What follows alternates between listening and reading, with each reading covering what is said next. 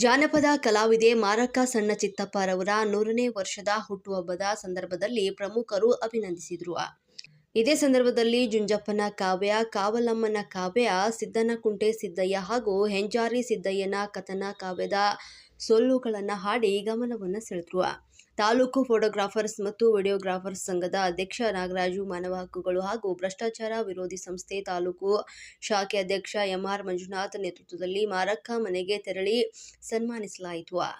ಈ ಸಂದರ್ಭದಲ್ಲಿ ಸನ್ಮಾನ ಸ್ವೀಕರಿಸಿದ ಮಾರಕ್ಕ, ಇತ್ತೀಚಿನ ದಿನಗಳಲ್ಲಿ ಮೂಲ ಜಾನಪದ ಕಲಾವಿದರನ್ನ ಮೂಲಗುಂಪು ಮಾಡಲಾಗ್ತಾ ಇದ್ದು, ಸಾಮಾಜಿಕ ಜಾಲತಾಣಗಳ ಮೂಲಕ ಅಲ್ಪ ಸ್ವಲ್ಪ ತಿಳಿದಿರುವಂತಹ ಪ್ರಚಾರ ಪ್ರಿಯರಾಗಲು ಆತುರಪಡಿಸುತ್ತಿದ್ದಾರೆ. ಜನಪ್ರಿಯರಾಗಲು ಮೂಲ ಜಾನಪದ ಪದಗಳು, ಕಲೆ ಹಾಗೂ ಕಥನ ಕಾವ್ಯ ಬಳಸ್ತಾ ಇದ್ದಾರೆ. ಕಲೆ ಉಳಿಸುವ ಬದಲು ಕಲೆಯ ಹಾದಿ ತಪ್ಪಿಸ್ತಾ ಇದ್ದಾರೆ ಅಂತ ಬೇಸರವನ್ನ ವ್ಯಕ್ತಪಡಿಸಿದ್ರು.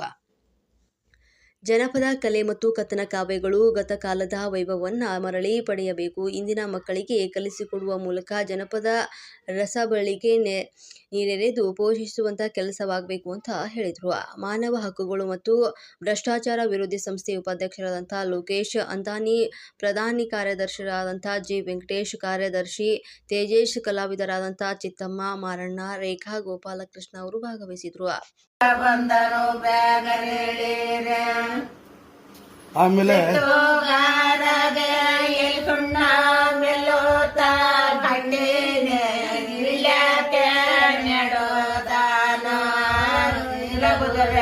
ನಿಲವಾಗ ನೋಡಿ ರಾಮಣ್ಣ ಗೌಡ ಈಗ ಬಂದನು ಬ್ಯಾಗ ಹೇಳಿದ್ರೆ